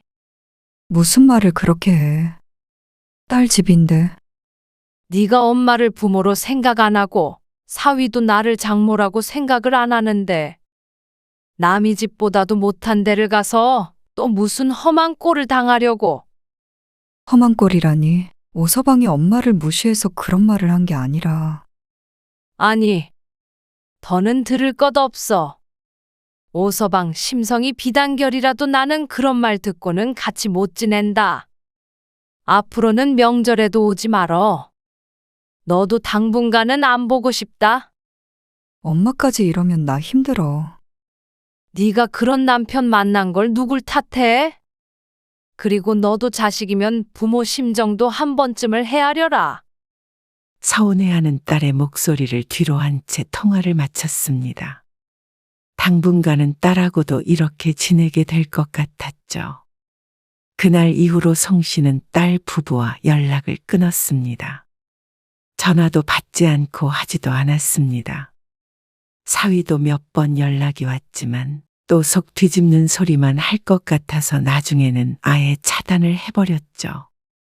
그러자 휴대폰은 잠잠해졌습니다. 내 자식이기에 딸은 언젠가는 볼 날이 올 수도 있겠지만 사위만큼은 다시는 마주하고 싶지 않았습니다. 그냥 처음부터 우리 둘밖에 없었다고 생각해.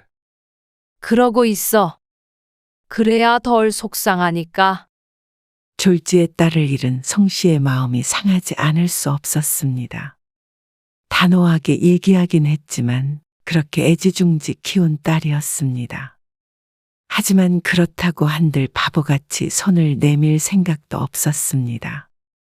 지금도 가끔씩 자다가 사위의 장모님 하고 부르는 목소리가 떠올라 벌떡 일어날 때가 있었습니다.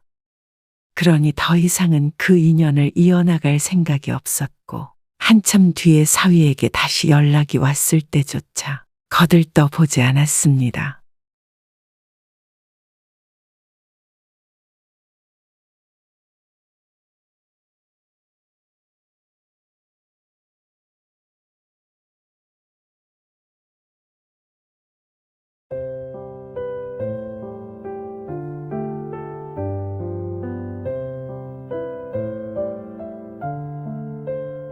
그래서 내가 한 끼 정도는 차리는 게 좋을 것 같다고 했잖아.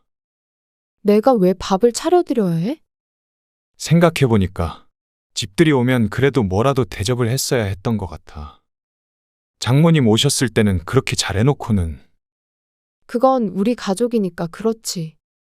우리 가족? 그러면 우리 엄마 아빠는 가족 아니야? 그러면 당신이 요리해서 대접하면 되잖아. 왜 나보고 그래? 요즘 세상에 여자만 요리하라는 법이 어딨어? 아니, 내가 요리를 어떻게 해? 당연히 당신이 주부니까 당신이 하는 거지. 어떻게 그런 시대착오적인 발언을 해? 이 집도 반반했는데 여자 남자가 어딨어? 아니, 그런 문제가 아니라 살림은 당신 담당 아니야? 우리 먹는 건 내가 하는데 시부모님 밥은 당신이 알아서 해야지. 아니면 그냥 배달시키는 게 맞지 않아? 오늘 이야기 속 주인공은 60세 이영순 씨입니다. 그리고 그녀의 아들과 며느리에 관한 이야기이죠. 요즘 젊은이들이 이렇다는 건 아주 모르진 않았지만 이 정도일 줄은 몰랐습니다. 그리고 더욱이 내 자식이 이럴 줄은 몰랐습니다. 결혼시키면 어느 정도 마음을 내려놔야 하는 것인지 아니면 그냥 이 씨가 운이 안 좋았던 건지. 하지만 며느리를 이 씨가 고를 수 있는 것도 아니고 순전히 아들의 선택이었기 때문에 이 씨도 억울했습니다. 더 이상 실망하지 않고 살려면 그냥 안 보고 지내는 게 맞는 건가 싶지만 또 그런 게 과연 가족이라고 할 수 있나 싶기도 했습니다. 자기들은 오고 싶을 때 와서 머무는 내내 맛있는 밥 얻어먹고 아무것도 안 하면서 이 씨 부부가 방문했더니 삼시세끼 배달음식만 시켜주었습니다. 적어도 한 끼 정도는 차려주지 않을까 싶었는데 그 정도 성의는 조금도 보여주지 않았던 아들과 며느리에게 깊게 실망했습니다. 실력을 떠나서 그게 그동안 이 씨가 해줬던 것에 대한 예의가 아닐까 싶었습니다. 이 씨는 뭘 위해 그렇게 정성껏 아들 며느리를 대접해왔던 것인가 하는 회의감이 들었습니다. 그리고 자꾸 요즘 사람들은 그렇다는 말을 하는데 이 씨도 똑같이 할 수 있다는 걸 보여줄 생각이었습니다. 이 씨는 자식이 하나 있었습니다. 아들의 이름은 전지환입니다. 30이 넘어가니 만나던 여자친구와 결혼 이야기가 나왔는데 정식으로 인사 온다기에 이 씨가 말했습니다. 그러면 한정식 집 같은 데 가서 만날까? 그래. 그래도 처음 만나는 자리인데 맛있는 거 먹으면서 얘기하면 좋지. 이 씨 부부는 조금 격식을 차려야 하나 싶었습니다. 그런데 오히려 그런 이 씨 부부의 생각과는 다르게 아들과 예비 며느리는 서운해했습니다. 식당에서 만나자고요? 그래. 그게 좋지 않아? 그건 좀 그렇지 않아요? 윤정이도 서운해할 것 같은데. 어머, 그래? 제 상식에도 집에서 대접하는 게 맞는 것 같기도 하고요. 그런가? 젊은이들은 오히려 바깥에서 먹는 걸 더 좋아하지 않나 싶었습니다. 하지만 첫 만남부터 서운하게 할 필요는 없을 것 같아서 아들의 말대로 집에서 보기로 했습니다. 신경 써야 할 게 한두 가지가 아니었습니다. 어떤 음식을 얼마나 차려야 할지도 몰라서 주변에다가 묻기도 했습니다.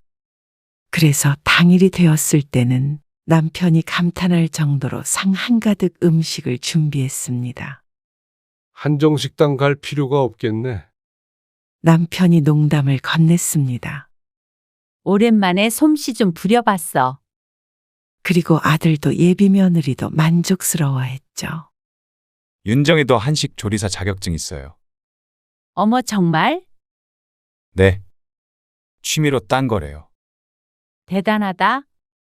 에이, 아니에요.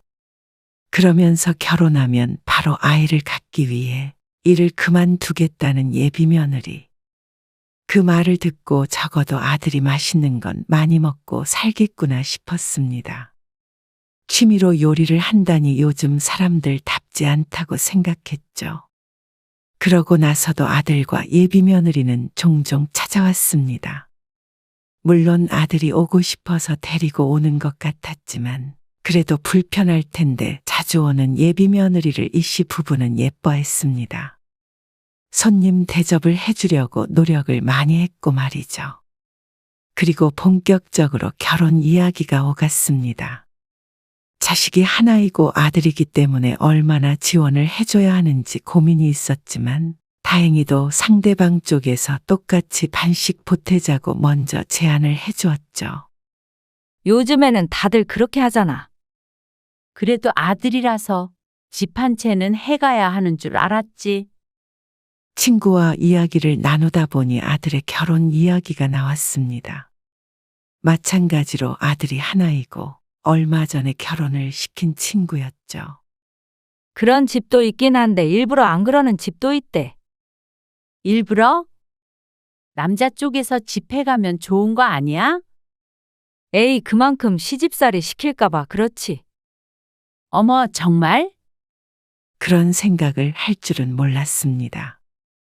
이 씨도 아들 가진 부모지만 집을 해줬다고 그만큼 며느리를 부려먹어야 한다고 생각하진 않았으니 말이죠. 그러니까 옛날이랑 다르게 너네랑 우리랑 똑같이 내니까 나중에 딴 말 말아라. 이런 거지. 너희도 그랬어? 애들이 알아서 그렇게 하겠다고 그러던데. 친구의 말을 들으니 추세가 그런가 싶었습니다. 오히려 이 씨의 입장에서는 나쁜 상황은 아니라고 생각했습니다. 아들은 인사를 온 지 8개월 뒤에 결혼을 했습니다. 그 과정에서 이 씨는 아들이 신혼집을 마련하는데 절반을 보탰죠. 아들은 결혼한 직후 이 씨와 가까운 곳에 살았습니다. 차 타고 20분 정도 거리였으니 언제든지 방문하기 좋은 위치였죠. 그래도 아들이 결혼하면 전처럼은 못 볼 줄 알았지만 생각보다 자주 보게 되었습니다. 내일 저녁에 갈게요. 내일? 네. 모레 윤정이 생일이잖아요. 아, 생일인데 둘이 안 보내고? 어차피 전날인데요, 뭘. 윤정이도 그게 좋대? 생일에 시집에 오고 싶은 사람이 어딨어? 저도 그렇게 생각했는데 윤정이가 먼저 가자고 그런 거예요. 맛있는 거 먹고 싶다고. 그래? 알겠어? 금요일에 온다는 말이지? 네. 퇴근하고 바로 갈게요. 저녁은 가서 먹을게요. 알겠어? 내일 보자. 전화를 끊고 이 씨는 서둘러 지갑을 챙겼습니다. 어디가? 내일 애들 온대. 윤정이 생일이라고 저녁 먹고 간다는데 집에 뭐 먹을 게 없잖아. 마트 가게? 응. 장 좀 봐와야지. 미역도 없고. 같이 가. 이 씨 부부는 아들 며느리가 온다니까 급하게 장을 보러 가야 했습니다. 소고기도 좀 많이 사. 너무 많지 않아? 남으면 싸주면 되지. 좋은 걸로 사. 이 씨 부부는 아들 내외를 위한 상을 차리기 위해 평소보다 장을 많이 봤습니다. 그리고 다음 날이 되었을 때는 성심성의껏 차렸죠. 생일상이 푸짐하네요. 그래? 그래도 우리 며느리 생일인데 신경 썼지. 너희 엄마 어제부터 난리도 아니었어. 정말요? 감사해요. 어머님, 다행히 며느리도 무척 좋아했습니다. 이 씨의 음식이 안사돈보다도 맛있다는 말에 빈말이라도 고마웠죠. 그렇다면 반대로 이 씨 부부의 생일 때는 아들네에게 생일상을 받았느냐 하면 그것은 아니었습니다. 은근히 기대를 하기는 했지만 당일까지도 아들에게서 초대는 없었습니다. 엄마, 생일 축하드려요. 그래? 고마워. 윤정이도 축하한다고 전해드리라고 했어요. 그래? 아빠랑 맛있는 거 드시고 데이트하세요. 알았어. 그럼 나중에 다시 전화드릴게요.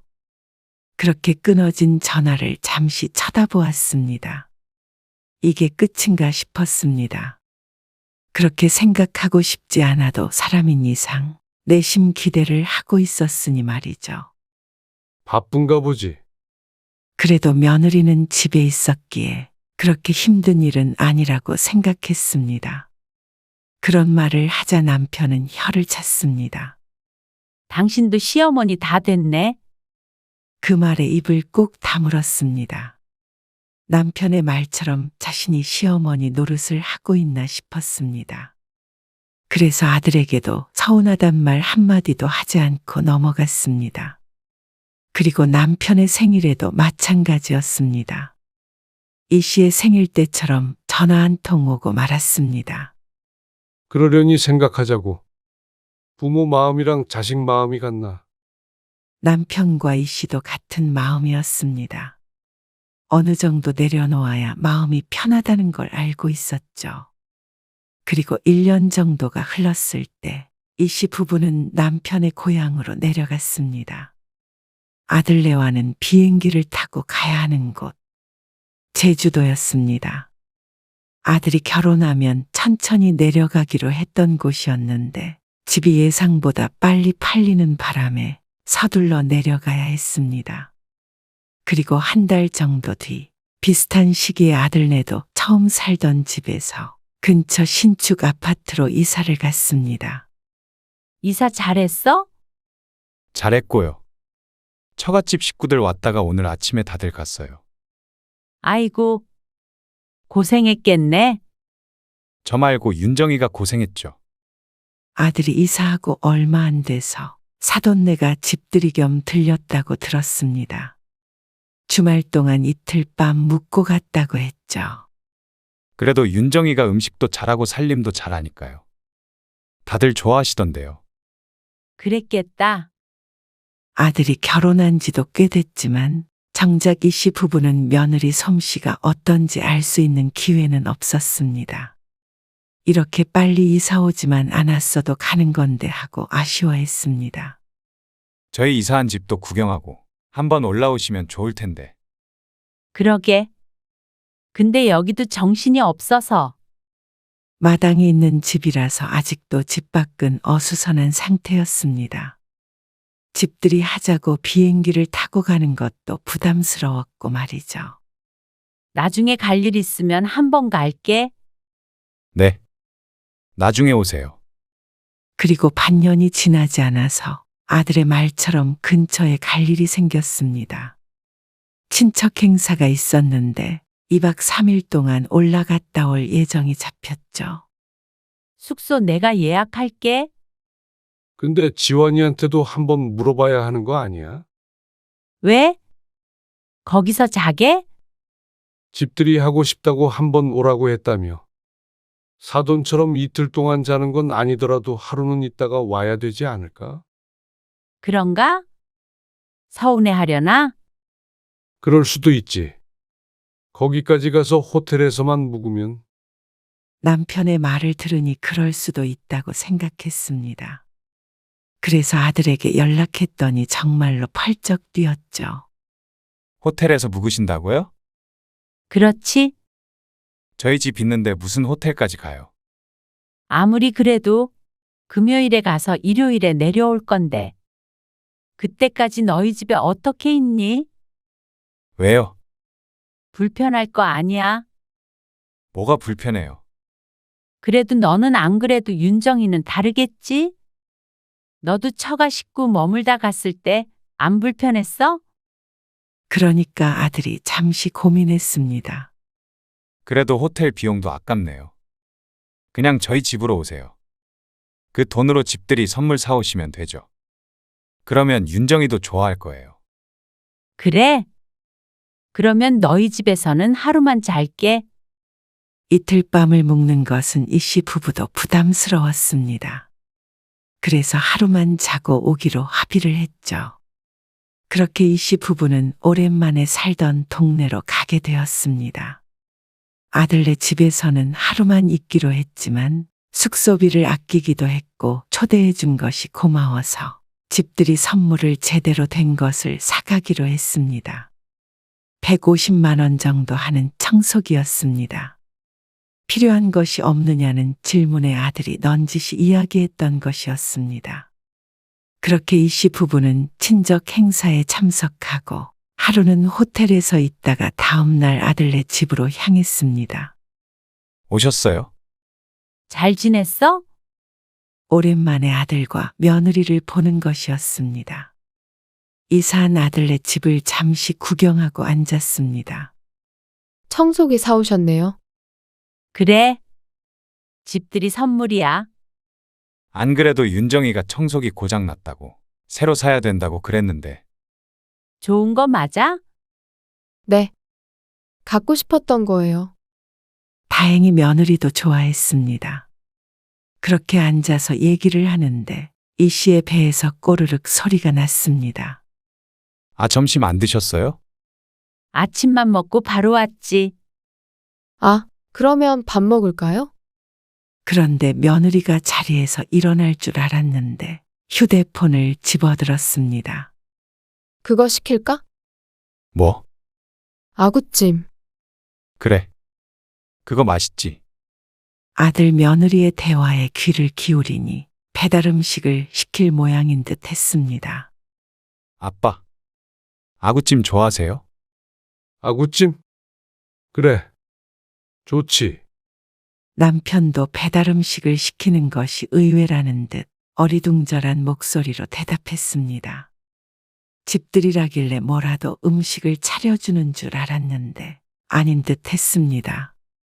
아니면 아직 점심이라 그런가 싶어서 이 씨는 대수롭지 않게 여겼습니다. 아들은 다음날 아침까지 있으라고 했으니 삼시세끼를 차려주긴 무척 힘든 일인 것 또한 잘 알고 있었습니다. 반면에 배달 음식을 좋아하지 않는 남편은 조금 떨떠름한 기색이었습니다. 어디서 조리됐는지도 모르기에 배달 음식을 평소에도 못 믿어했습니다. 차라리 나가서 식당에서 먹는 걸 선호하는 남편을 잘 알기에 이 씨는 얼린 남편에게 눈짓을 했습니다. 그래도 여기까지 와서 먹는 것 가지고 불평하는 것은 경우가 아니라고 생각했죠. 맛있죠? 다른 반찬 없이 식탁 위에 덩그러니 아구찜이 놓여 있었습니다. 반찬이라고는 함께 배달 온 간장 종지만한 플라스틱 용기에 담긴 간장이 전부였습니다.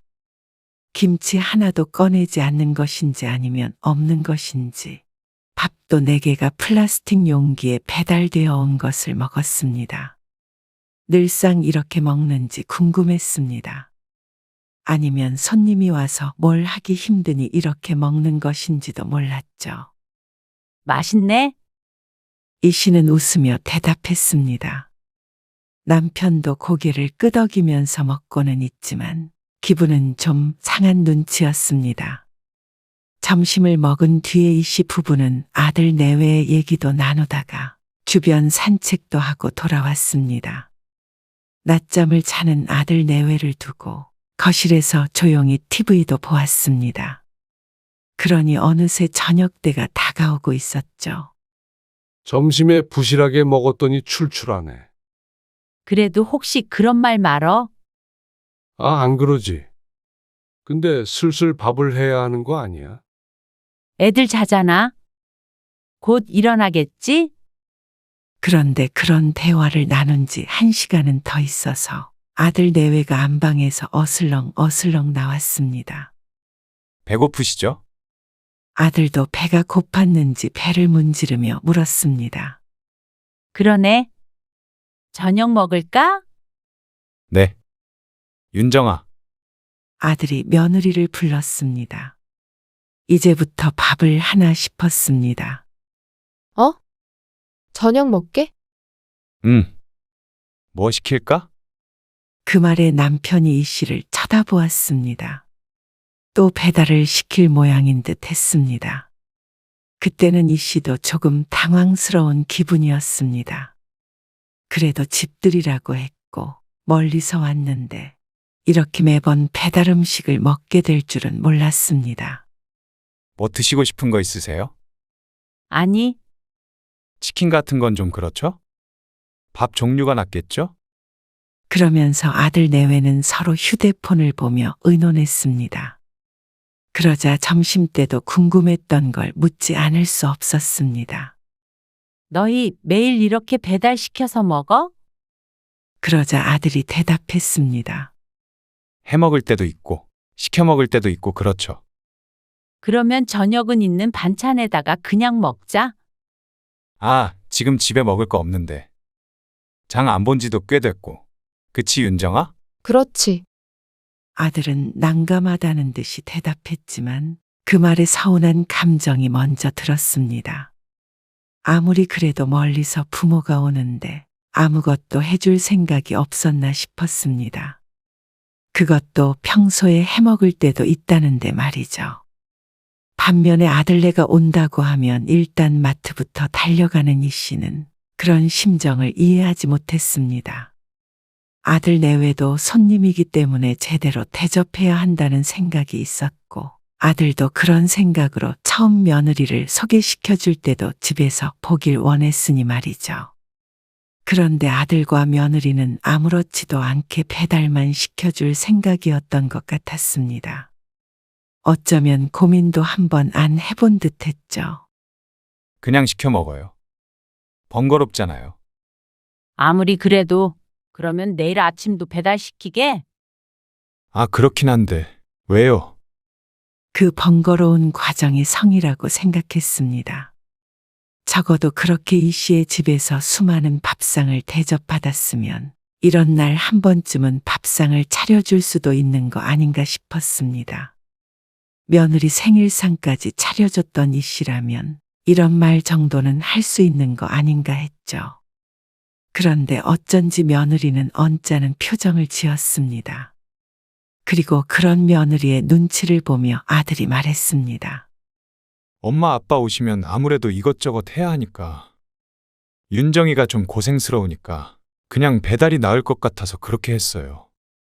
기가 막혀서 듣고 있는데 어쩐지 그런 이 씨 부부의 반응에 오히려 아들 내외의 기분이 상한 듯 보였습니다. 에이, 그래도 며느리한테 밥 차리라고 강요하고 그러지 마세요. 요즘엔 그러는 거 아니에요. 그 한마디에 어쩐지 시집살이 시키는 못된 시부모가 된 기분이었습니다. 그러기 싫었던 며느리의 마음은 알겠지만 중간에 나서서 역성을 드는 아들에게 더 서운했습니다.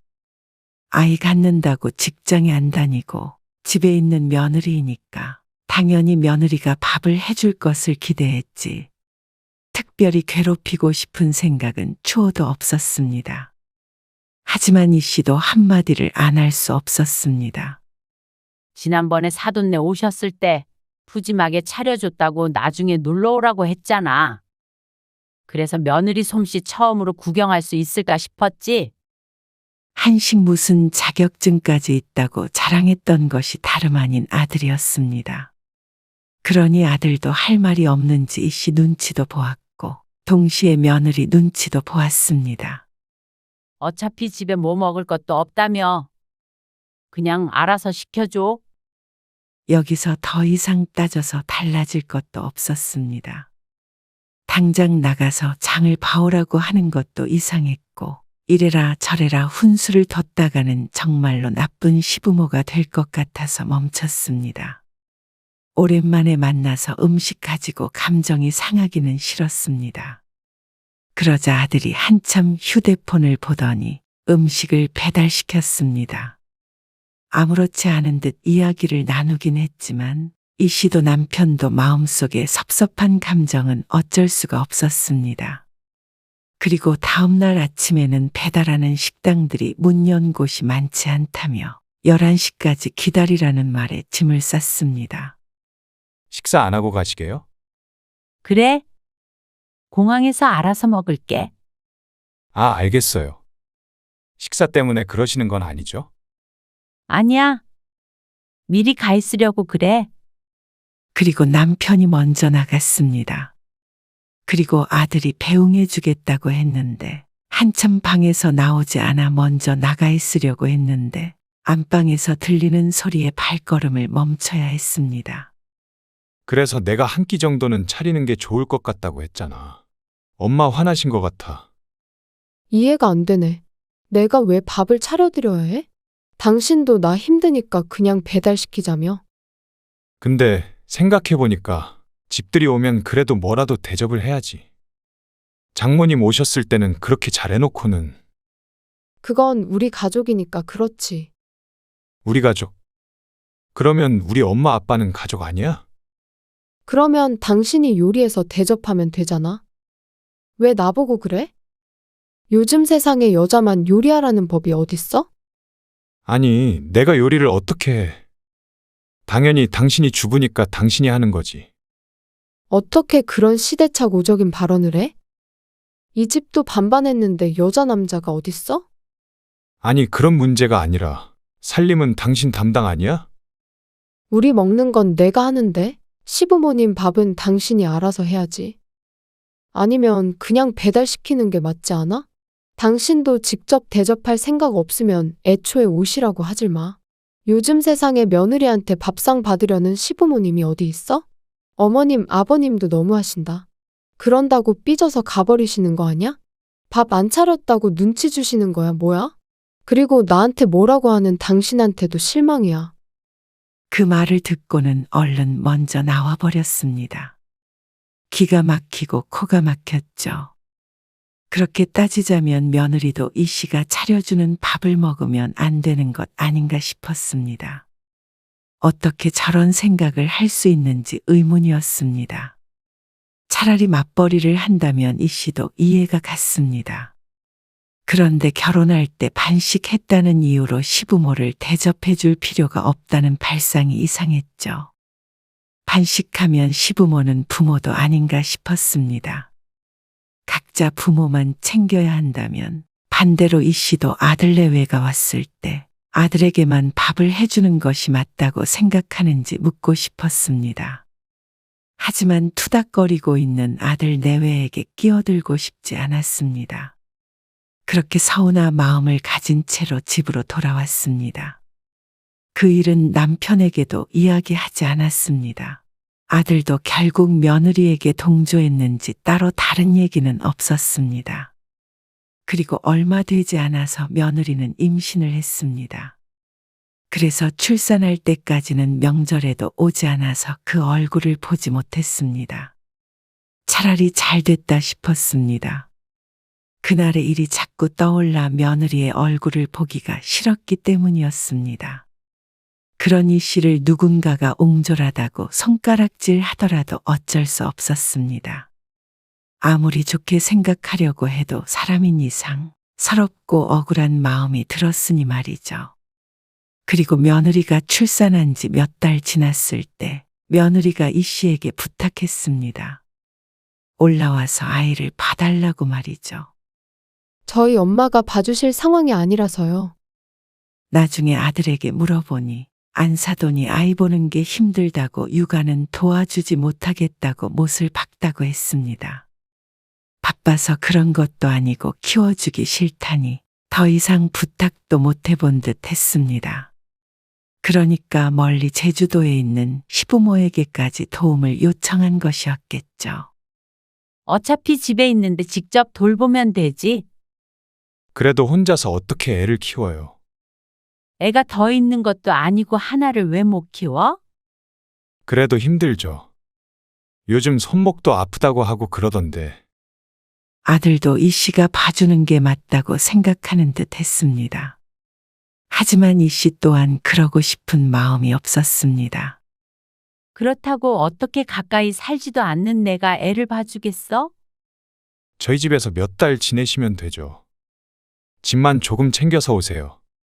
하루 있으면서도 그렇게 서러운 꼴을 봤는데 어떻게 몇 달씩이나 그 집에 있으라는 말인지 몰랐습니다. 그리고 반씩했으니 밥도 못 차려주겠다는 며느리의 부탁을 이 씨는 왜 들어줘야 하는지 몰랐습니다. 나도 애 보는 거 힘들어서 안 되겠다. 네? 안 된다고요? 이 씨에게 거절당할 줄은 전혀 몰랐던 눈치였습니다. 이 씨도 물론 예전 같았으면 그러자고 할 수도 있었겠죠.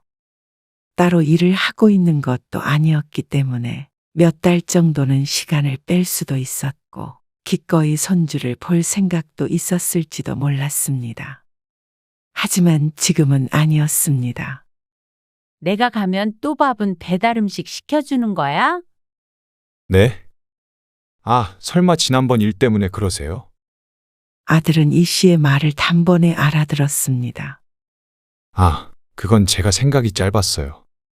하지만 그건 아들의 생각이 길고 짧고의 문제가 아니었습니다. 며느리가 그렇게 생각하고 있는데 같이 지내는 동안 평탄하게 있을 수 있을 리 없었습니다. 반씩했으니까 우리 밥은 차려줄 필요 없다던데. 우리도 반씩했으니까 애도 안 봐줘도 되는 거 아니야? 사돈네도 안 봐주는데 우리가 봐줄 의무는 없지. 아, 얘기가 왜 그렇게 돼요? 이 씨도 자신이 다소 억지를 부리고 있다는 사실은 알고 있었습니다. 하지만 번복할 마음은 없었습니다. 그동안 좋은 시부모가 되고 싶어서 노력했는데 아무리 노력해도 아들 내외에게 그런 취급을 받는다면 굳이 자신도 부모 노릇을 할 필요가 없다고 생각했습니다. 그런데 아들은 무척 서운해했죠. 저라도 밥 차려드릴게요. 윤정이 혼자서 애 키우고 살림하고 어떻게 해요? 좀 와서 도와주세요. 저는 일해야 되잖아요. 지금 밥 한 끼 못 먹어서 이러는 줄 아는 모양이었습니다. 됐다. 나도 힘든 일 하기 싫으니까 떠넘기지 마라. 그리고 애초에 애 키우겠다고 결혼하고 나서부터 쭉 쉬었으니까 할 일은 해야지. 너희 애는 알아서 키워. 그리고 전화를 끊어버렸습니다. 그러니 저들끼리 알아서 하기로 했는지 한동안은 연락이 오지 않았습니다. 아쉬울 것 없었습니다. 그런데 2달쯤 지나자 며느리에게서 전화가 왔습니다. 어머님, 애 키우는 게 녹록지가 않았던 모양이었습니다. 아니면 아들이 사과하라고 시켰는지도 몰랐죠. 사과 몇 마디면 마음을 돌릴 줄 아는 모양이었습니다. 하지만 이 씨는 나중에야 어찌됐든 현재로서는 올라가서 대신 살림해주고 애도 봐주고 그렇게 희생할 마음이 들지 않았습니다. 일을 하는 것도 아닌데 집에서 자기 자식 하나 키우는 것도 힘들다고 하면 이 씨도 할 말이 없었습니다. 역시나 안사돈도 도와주지 않는 모양이었습니다. 이유가 어찌됐건 이 씨가 더 무르다고 생각한 것 같았는데 그건 오산이었습니다. 저들 아쉬울 때만 이렇게 전화하고 부탁하지. 정작 부모를 위해서는 어떤 것도 할 마음이 없는 자식들이었습니다. 밥 때문에 삐지는 게 웃기다고 했던 며느리는 어디 갔는지 몰랐습니다. 부모라고 그런 자식들에게 무한정 사랑을 베풀어야 하는 건 아니라고 생각했습니다. 요즘 사람들이 그렇게 정확한 걸 좋아하니 이 씨도 거기에 장단을 맞추기로 한 것이었습니다. 또 필요하면 다시 연락이 오겠거니 생각했습니다. 역시나 이 씨 부부가 차가워지니 오히려 아들 내외는 안절부절 먼저 자주 연락해 왔습니다. 하지만 지금은 이 씨는 아들네 부부에게 신경 쓰지 않기로 했습니다. 그러는 게 차라리 마음 편하게 노후를 보내는 길인 듯 했습니다.